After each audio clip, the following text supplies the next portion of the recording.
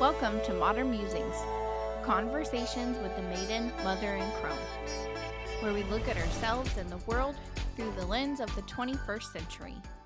Welcome back. I'm your hostess, Kristen, and I'm here with my co-hosts, Amber and Cindy.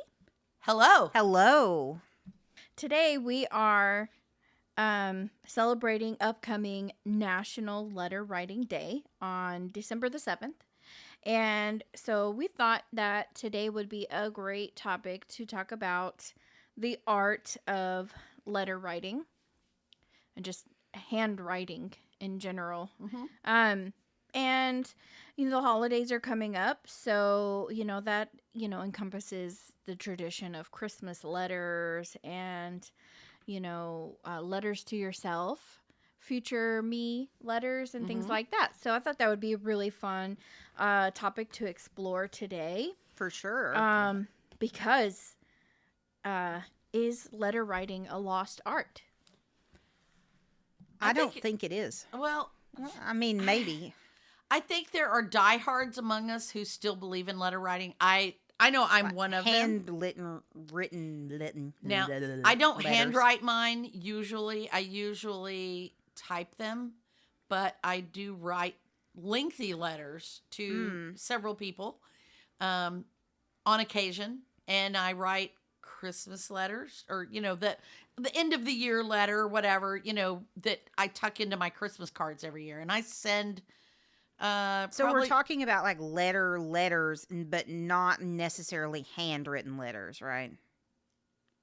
Well, a little bit of both. I mean, I do sometimes do handwritten letters too, but those are usually shorter letters just because, dang, right. But if I do lengthy letters to a lot of people, and I try to, like with my Christmas letters, I try to get a lot of information in there, so I usually type those.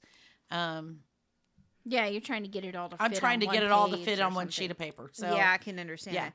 So I guess like emails are considered letters. No, not emails. No, snail mail. Okay, so it has to be printed. Even if you type it, it has to be. I print it and print send it out and put in an envelope. So in your defense, if you were just sending one Christmas card with a letter in it, you might write it by hand. But because you're sending 50 people the same letter, I spend 60 to 70 letters every 60 to 70 cards, and I put a letter in every card.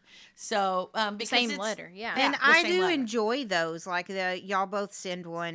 Typically, and I do enjoy, and Jason has like a couple of aunts that do that also. I have and I've been like thinking about maybe getting into that. It's time for you to get into that.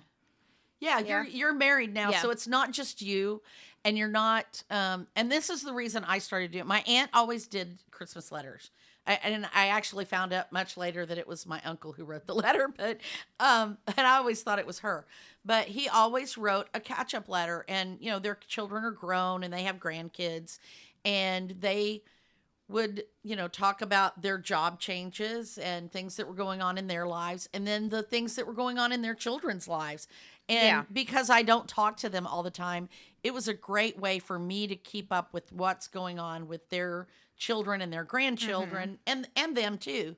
And so many years ago, I decided to start doing the same thing because Kristen was out of school or in college or whatever, and then Stephen went off to school, and I wanted people to know what was going on in their lives, and things were constantly changing in mine and Mark's lives as well. So I thought, this is a good opportunity to, stay in touch with people, people that I probably wouldn't have otherwise kept in touch with, and that I still consider really good friends because I've sent them those letters. One prime example is a friend of ours who lives in Lubbock who came out to Mark's memorial, and Kristen knows who I'm talking about. But I've sent him and his wife. They run a little restaurant, and I sent him and his wife letters for years, and if I accidentally forget to send them a letter, they let me know about it, and I probably would not have kept up with them or their lives otherwise if I hadn't done that. But because I take the effort of sending that letter, then they make the effort of staying in contact with me as well. Yeah. And the same goes for like some of Mark's relatives and stuff like that. So I think it's important to do that if you want to stay in contact with people that you don't see all the time.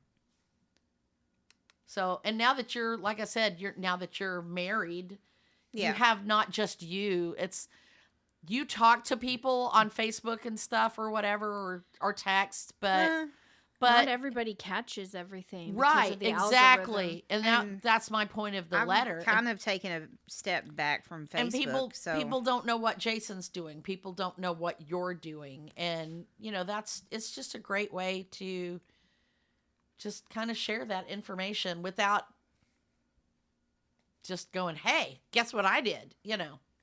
So, yeah. I think that also, especially when you have like older family members that might not get on like Facebook and stuff like that. That is true as well. I mean, I'm lucky my biological grandmother, she's on Facebook like all day. If I needed to find her, I'd find her on Facebook. Yeah. She's always there and she's always posting. So, we could keep in touch, but it's, it's very superficial stuff on Facebook. You're sharing, memes and opinions, short opinions and commentary on things. It's not like the big what's really going on in your life. When you're when you're writing these letters, I mean, that we shared the information about Mark's cancer in our family letter. Because it's hard to just have that conversation with every individual person. Right. And sometimes it's easier just to send those kind of things in a letter too. Right. Yeah. And I mean, most of the people that are on that mailing list already knew because we had talked to them. But there are a few people, like Mark has an uncle, and they're older, and they don't use the internet. And the only way we talk to them is through letters, and they write us letters back. So, that's just a way, and that it's Mark's mother's only surviving sibling, and so that's somebody in his family that he would not keep up with otherwise. And even now that Mark is gone, I will I know I will continue to send them letters, and because they are family. Yeah, I think in this day and age, the world is so much more connected, right? But at the same time, we're disconnected because we're so connected with so many people. We're connecting with more people we wouldn't have normally connected with. So the people that are closer in your inner circle often get like less. Right. Yeah, definitely. Well, and back to your question of whether I think the writing of a letter is a lost art. I think there are people who still strongly adhere to that writing of letters. And I, like I said, I exchange letters with quite a few people, not on a regular basis, but they will send me a letter. I have cousins and other friends and family members that send me a letter, and I will take my dear sweet time and compose a lengthy letter over multiple days and send that off to them. And then like maybe a month or two later, I'll get a letter back, because they've spent their dear sweet time writing something else. And so among those people, I think it is absolutely not a dead art. I think it is very Cindy, popular. You're I'm a different generation. You're the generation of the boomers. But again, I was going to say that I think with the younger generation, it is a dead art. I mean, they don't even teach letter writing in school anymore. Or at least not in grade school. That's not necessarily true. That is true in grade school. The other day, one of my classes, my 11th graders had to write a letter. So. Right, but I do know that in grade school they don't teach that anymore. It is not taught in grade school anymore. No, that's really sad, because I remember having to, and that is true. I've had to teach kids how to formally address a letter. Yes. And address an envelope. Yeah, they don't know how to address an envelope. Kids today don't even know their own address. I learned that, and I think we've talked about this on past podcasts, where I've learned that with some of my students when we were signing up for college things, that they did not even know their own address. Yeah. So, How can you write a letter if you don't know where you live? And I remember learning my address in elementary school, probably like first grade, kindergarten. Yeah. I remember learning my address and my phone number and learning how to write it down on an envelope. Yeah. So, I've been listening to the Outlander series on my Audible, and one of the main characters writes letters to his sister, and they're like across the ocean, and their letter writing to me is so neat, because when you think about like how long it takes that letter to get there, you got to just really like hammer out some good details. Yeah. And tell a good story, and also be short with it, because they're living in the backwoods, hill country, back mountains, and like paper and pens and ink and things like that were not as easy to come by. Right. So you also had to be, a little bit more frugal with your paper. And in this most recent book that I've been listening to, he talks about the letters that he writes to his sister, and he doesn't just sit down one day and just write a letter and spend 30 minutes writing a letter. It's an ongoing thing, and you just continue on this letter at each day, right. Write a little bit each day into the letter until you're ready to send it. And then, and sometimes they would write multiple letters. Yes. Until they were actually able to get a sender, because this is pre-post office too, so they had to actually find someone that could take the letters and have them delivered where they were supposed to go. And to me, like, just thinking about how lucky we are that we don't need to have like a letter system, or this faith that you can give someone a letter and hope that your family receives it from across the world.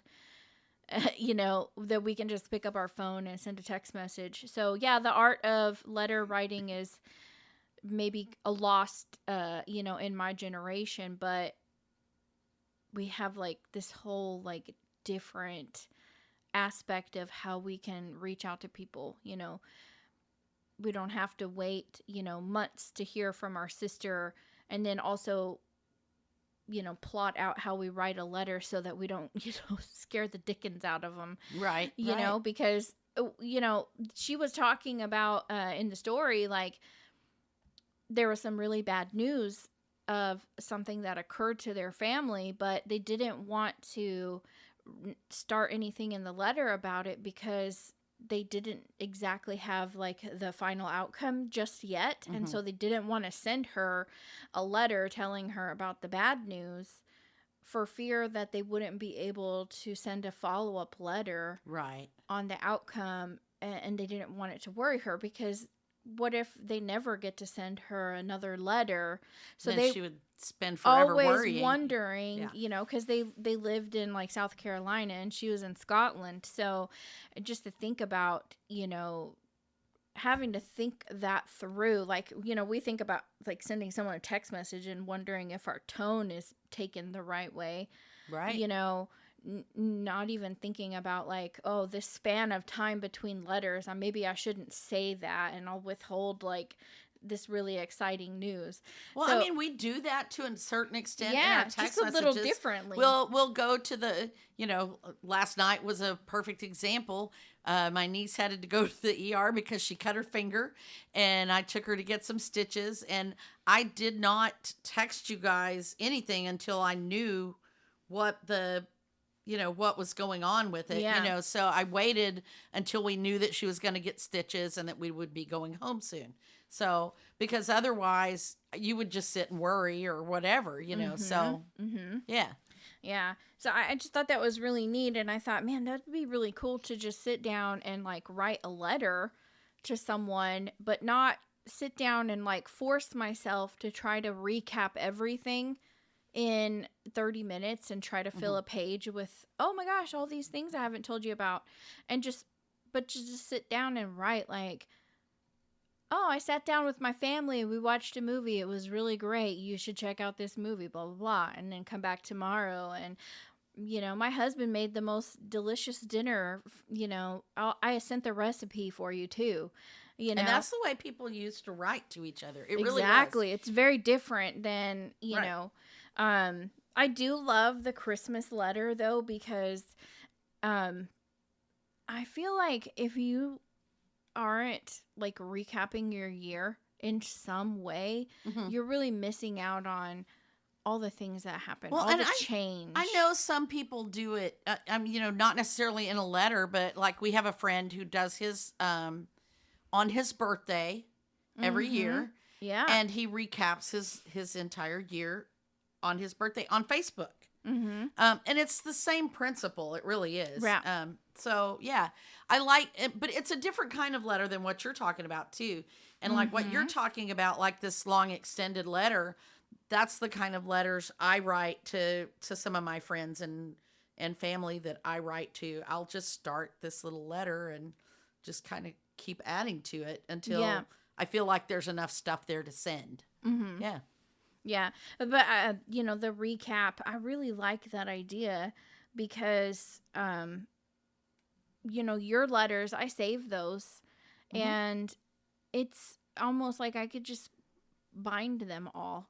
Yeah. And would literally tell our family's story for, obviously quite a few things get left out just because there's not enough room for everything, but you usually touch on each person and what they're doing, what their hobbies are, where they're working, or any things they're dealing with, good or bad, and all the exciting prospects.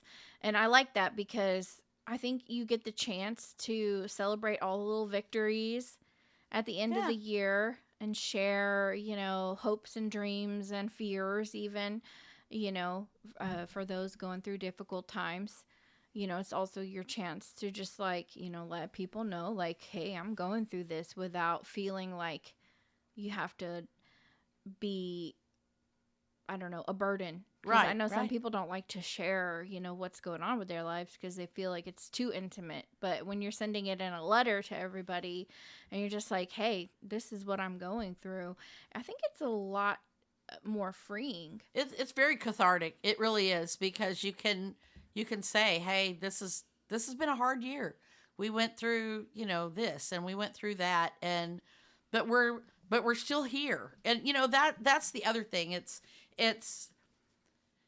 a way of freeing yourself of those things and reminding yourself of those things that happen throughout the year, because I have to sit down and go through the whole year and think, what happened to this person? What happened to Kristen this year? What happened to Raina? What things are different in our lives?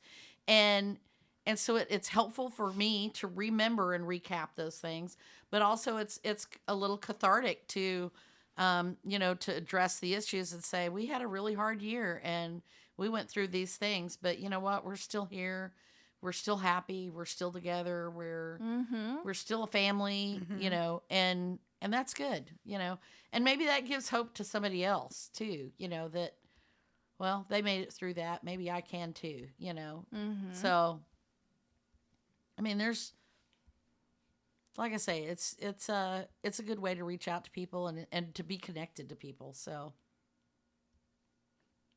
Amber, do you, I know with your school, you're talking about your students having to write letters. Do y'all have anything in your classroom? Like, I remember writing, the letter I had to write for school was like business professional. It wasn't like, dear friend, we didn't, I don't ever remember learning to write any letters like that. They were always for a request for something. Well, yes, definitely in my senior projects class, we do work on cover letters and resumes, stuff like that, which I totally hate writing cover letters. Dear sir or madam. Right. So we do work on the formal letter writing. But every year at the beginning of the year, which it's getting close to the beginning of the year, January and stuff like that, I go through my SMART goals with my students. But I have them write a letter to themselves to be opened at the end of the year, like in December. I have them write a letter to themselves in January and, just like tell them what's going on in their life. And then I have them address it and everything, which comes back to me having to teach them how to address a letter. I have them address it, and then I send it out to them in December. That's cool. You know what? You gave me like the biggest inspiration. So Mom and I do one little word through Allie Edwards. I was just... You were just like mind tingling, weren't you? Everything is one little word. It is. Everything I do, I live, breathe, drink, sleep, it's my word. And my word this year is pause. And I've been really struggling to like find ways to see, feel, and be pause because I'm struggling to make myself just stop, darn it. And but anyways, this year there were a couple of times where the prompt was like just taking photos of your word, and my word is kind of hard to take a picture of because it's just being the pause button. Yeah, I know, exactly. So I was like thinking of activities that I could do to continue to be with my word, and I just thought, oh my gosh, at the beginning of the year everyone is so pumped. You just set your goals and you've you're feeling vibed and excited about whatever new possibilities and beginnings are, and something happens like mid-year, usually around April, May, where you kind of like lose focus a little bit, and then you get back into focus in July because you're like mid-month or mid-year check-in, with your goal, and you're like, oh my God, I only have 6 months. I better get back to work on my goal. And then, you sweat it out. I think that is such a good idea to write a letter to yourself in that moment when you are just like fascinated with whatever it is that you've just fallen in love with. Yeah. Because you seal that up, and when you lose hope or you lose that's sight, when you open it up, and that's when you open it up and remember breathe that enthusiasm. Why, yes, the why. Yeah, breathe in that enthusiasm and that excitement, and remember why you chose that goal or why you're doing whatever it is that you're doing. People do that with letters to their children. Yes. Or their spouse. Yes. And I think that's really cool because, sometimes people kind of fall out of love, or they forget, the world catches up with them, or, sometimes the children, they grow up and go off to school, and then, your parents get old. Sometimes, you lose a parent, and to go back and read a letter from a loved one, that's just really cool. Yeah, so I think so too.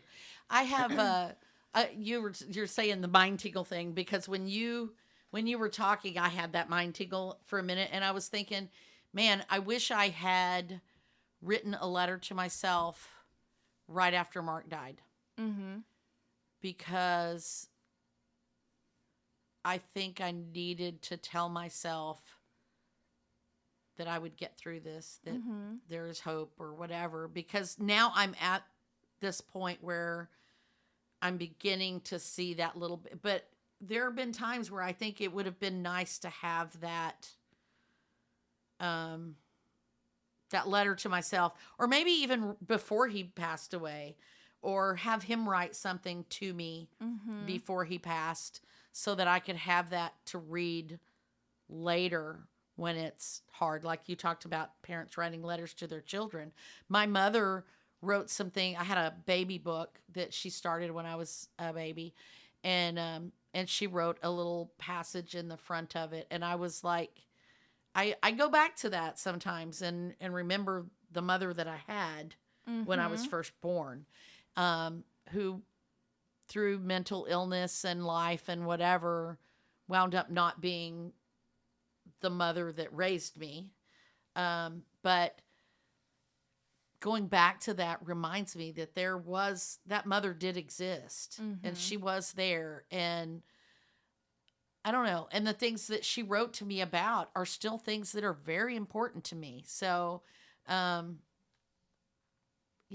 was good. So, yeah, that's neat. I think that another one that we haven't really mentioned at all is like letters of forgiveness. Even we had talked about this in an episode. What's the hardest thing?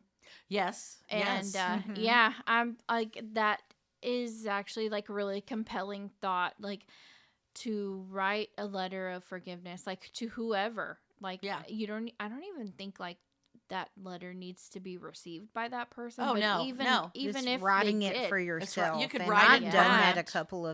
I've done that a couple of times in my life. Like it was more like a poem than a letter, like a poem of forgiveness or a poem of whatever. Yeah. And I have like completely like sealed it, taped it up and everything, and then burnt it. Yeah. Yeah.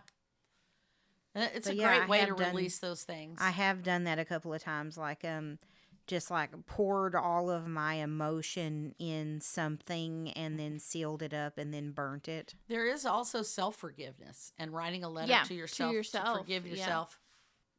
Forgiving yourself in a letter or forgiving other people in a letter, that's a great way to kind of release those things. Mm-hmm. Yeah, I mean, and even like, it doesn't have to be as complicated as it sounds. Like, you don't have to go in there and have like a starting paragraph and, a ending conclusion and stuff. Just start writing and free flowing. And, it doesn't even have to be a letter to one person. It could be just like a letter of, I forgive this person who stole my parking place. I forgive this person who punched me in second grade.